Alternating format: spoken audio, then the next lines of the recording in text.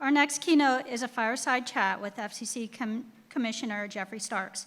With the coming of 5G, the fifth generation of wireless networks, what regulatory role can and should the FCC play in defending our networks from malicious activity by foreign adversaries? Ladies and gentlemen, to help us answer that question and more, Commissioner Jeffrey Starks and Professor Stephanie Pell, a member of the Army Cyber Institute and Assistant Professor and Cyber Ethics Fellow at the United States Military Academy.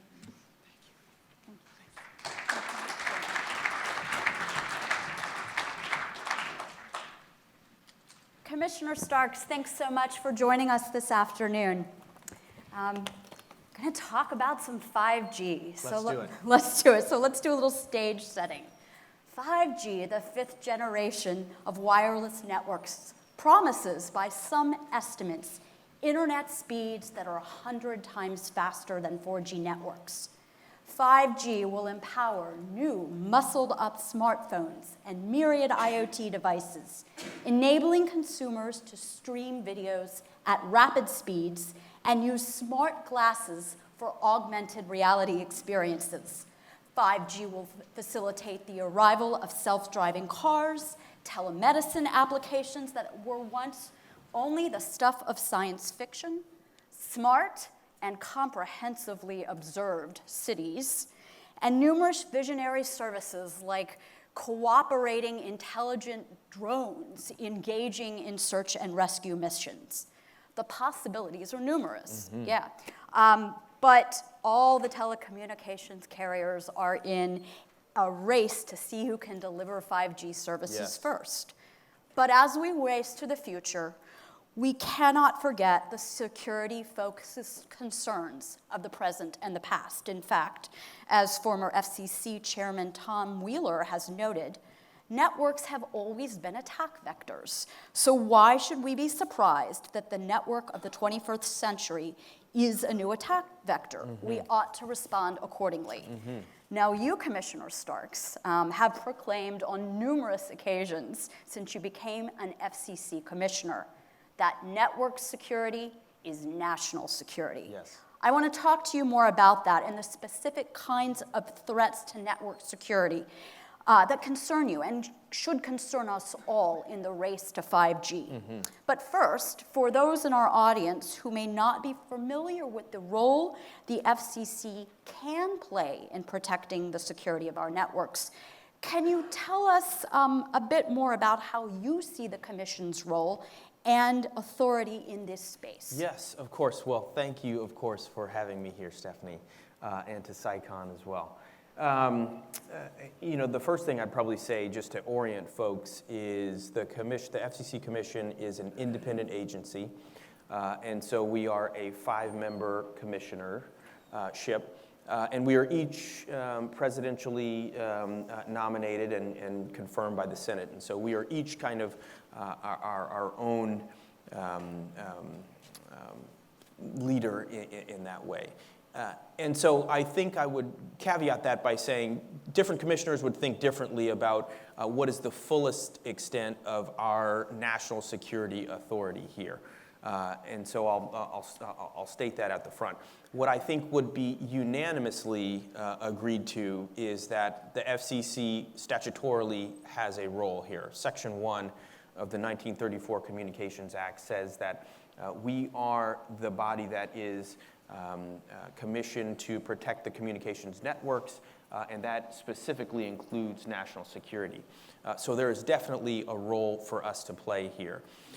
And how that is effectuated, I think different people would agree with, but certainly with regard to, we voted earlier this year on China Mobile's 214. A 214 is essentially their ability to operate as a carrier.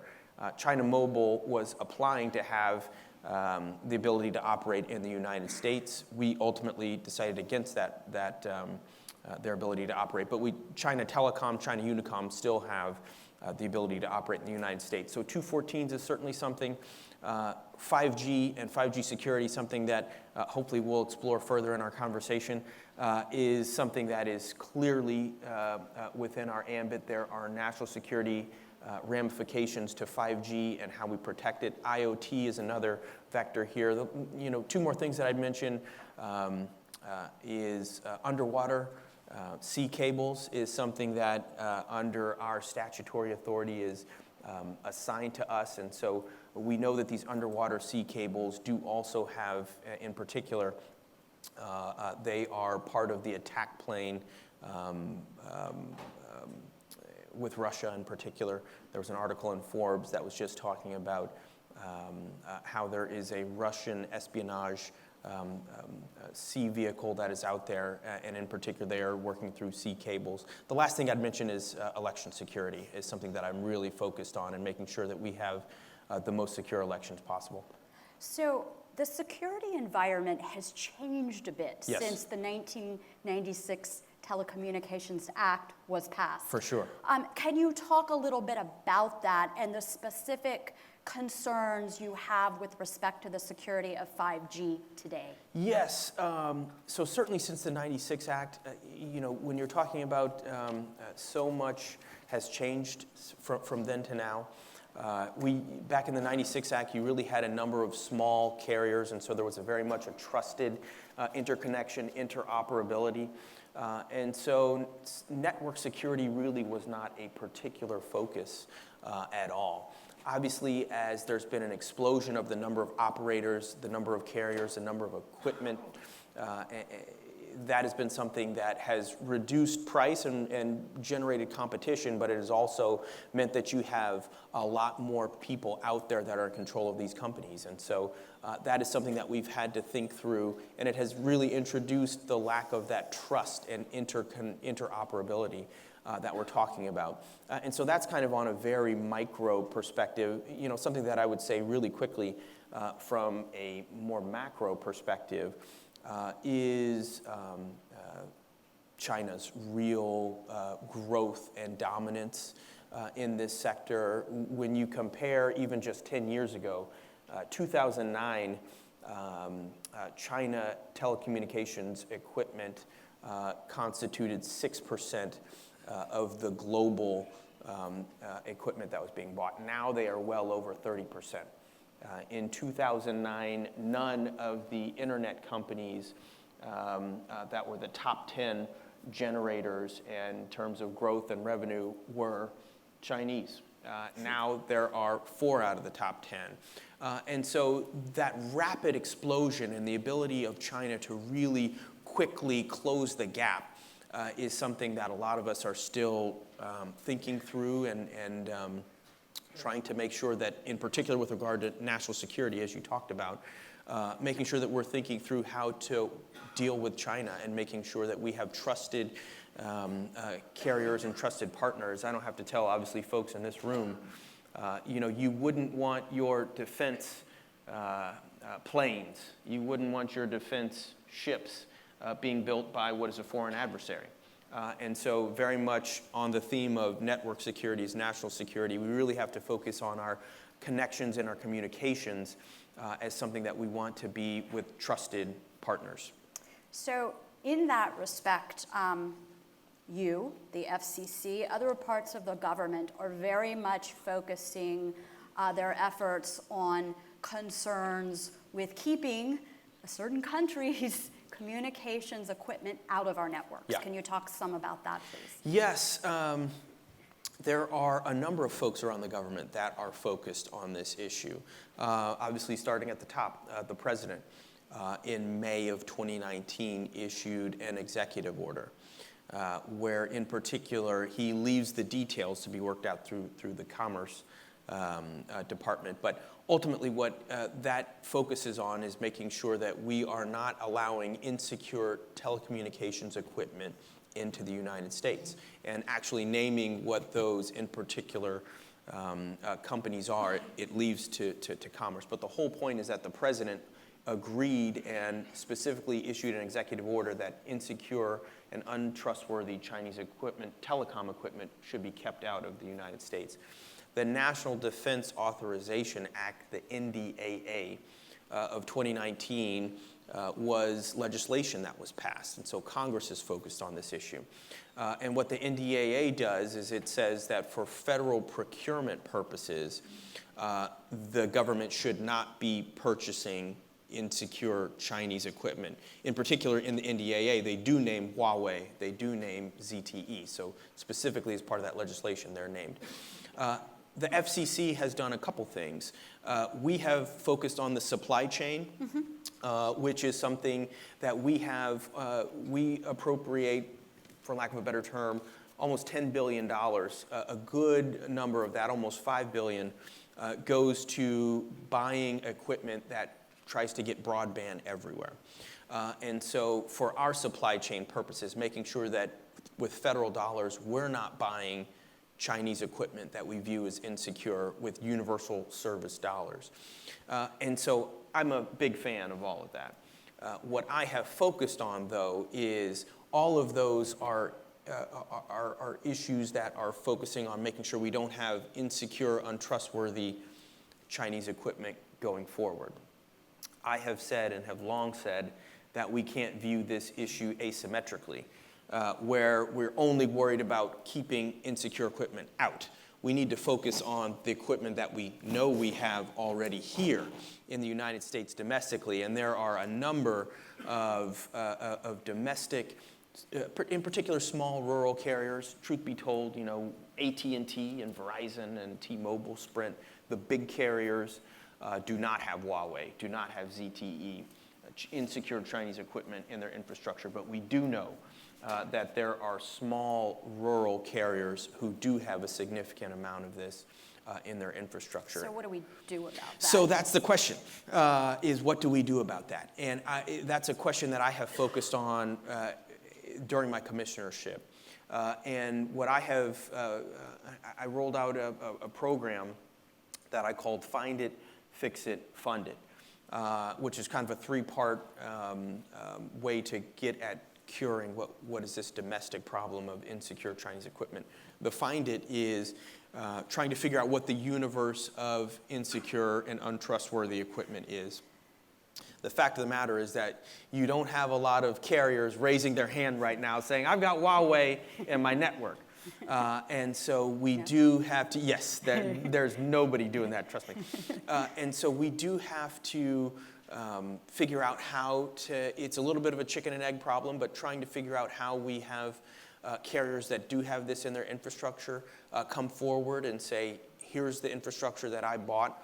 The fact of the matter is that under our rules and under our laws, it was not illegal to purchase Huawei or ZTE equipment at any time. And so that is kind of the find it part. We really need to get our minds around what is the universe of this equipment out there. Then there's fix it, which is really kind of a, how do we remediate this and make sure that two real proposals have been out there. The first is monitoring.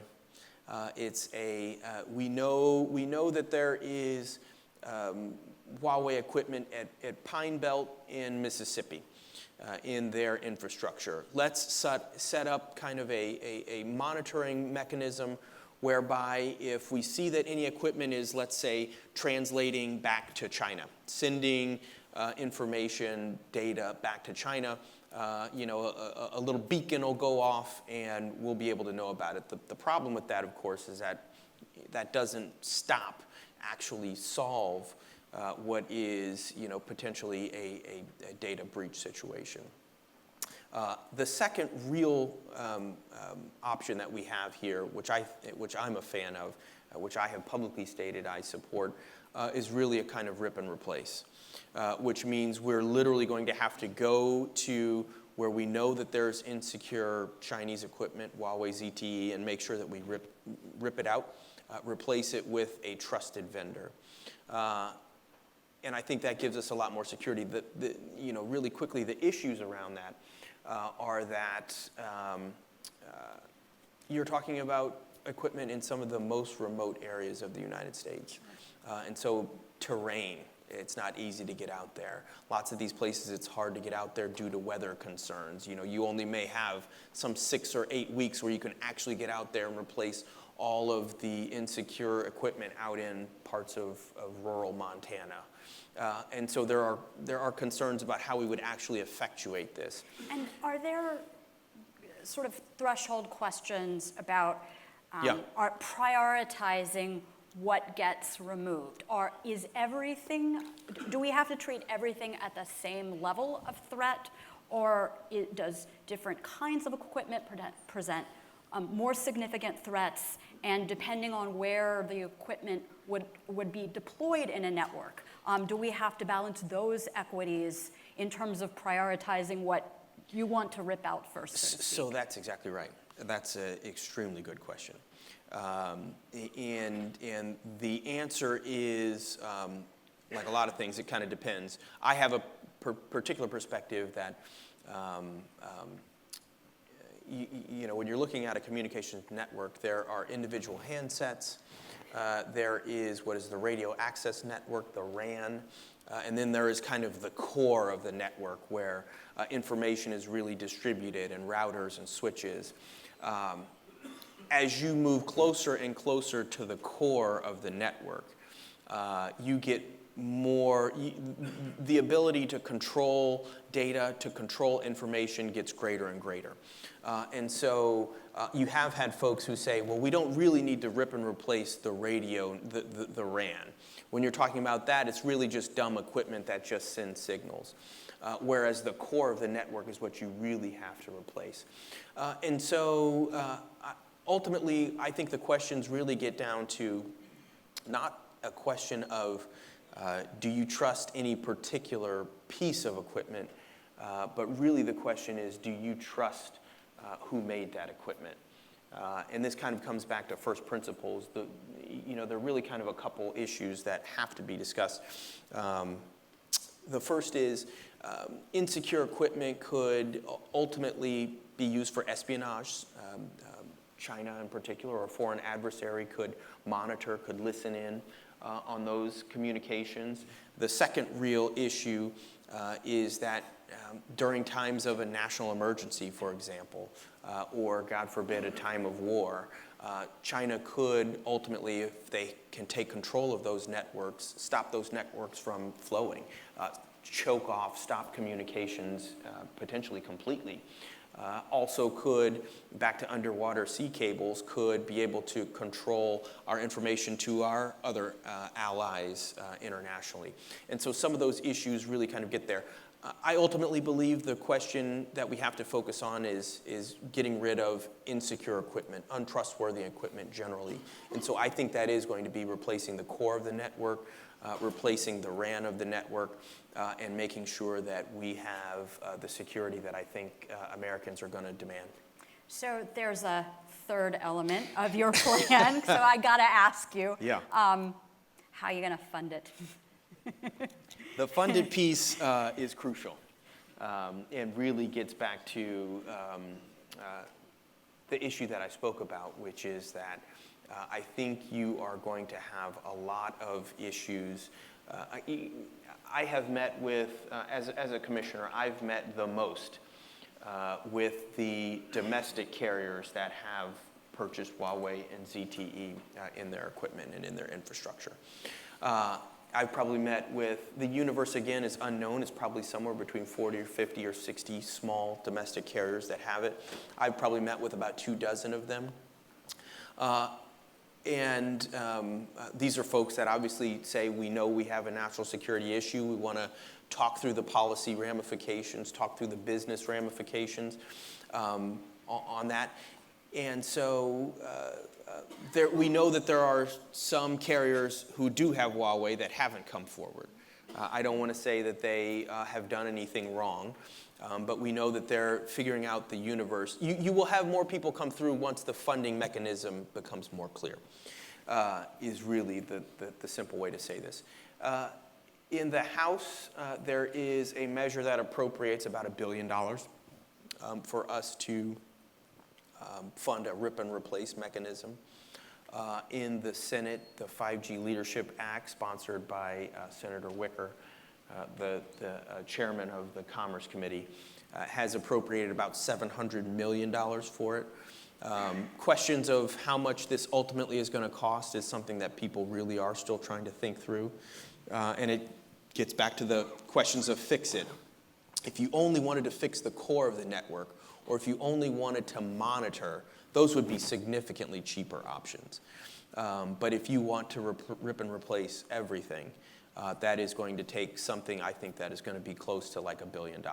And so Congress very clearly is going to have to step in here and help correct this issue. You know, one other thing that I'd mention to you is there are issues when you talk to a lot of small rural carriers.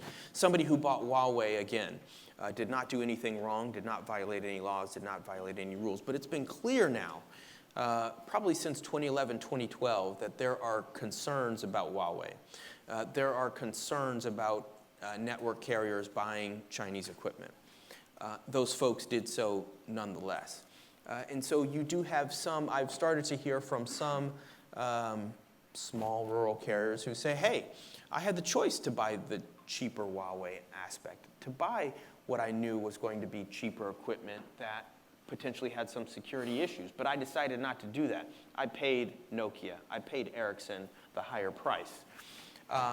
Hey, doesn't that seem unfair to me that you're going to pay for somebody who does have insecure equipment to get a brand new network, whereas, you know, I did the right thing as a business owner and didn't buy what I thought was something that was trouble and something that was clouded. I think that's completely fair. You know, my response would be two things. I mean, the first is good on you for doing the right thing in terms of your business. Brownie points. Brownie points, exactly. A lot of brownie points. You know, even more than that, I think I would say that this is an issue of national security. And so when you're talking about issues of national security, we simply don't look the other way. We say, regardless of where the equities may fall, we're not going to let this stand. And then the other third kind of component of this, I would say very briefly, is that it's not going to be easy to rip and replace. You are talking about, as I mentioned, between weather and issues of actually getting 5G out there. A lot of the crews that are going to roll out 5G are otherwise deployed, the labor workforce here. And so is there going to be a labor workforce to actually get out to rip and replace? That's something that's going to have to be kind of coordinated on a massive scale. But the real point is that you know, a rip and replace is going to cause some disruption to a network provider. And so it's not like these small rural carriers who have Huawei are just going to be rainbows and lollipops. You know, they are going to have some hard time in actually fulfilling what ultimately I think is going to be their obligation to us as American people. So let's assume then that we are successful in finding, fixing, and replacing and funding. Yeah. And that is probably a big if. Yeah. I mean, it's as you have explained, this is going to be a very laborious process. Yeah. But from a national security perspective, I presume that you appreciate that our communications are at some point in time going to travel across someone's network that has what we would define as insecure equipment. As far as I know, even all of our foreign partners and allies aren't taking the same position. Correct. So we do have to be able to advance in a way that protects our communications, even if they are traveling over insecure networks. And in fact, I mean, we can't expect even American manufacturers to be perfect. There are going to be vulnerabilities that are found and exploited, even when people are acting with the best of intentions. Yes. So what do we do about that, specifically with respect to 5G? Because as I understand it, there are some optional security features that might help us with this problem. Yes, again, an excellent question.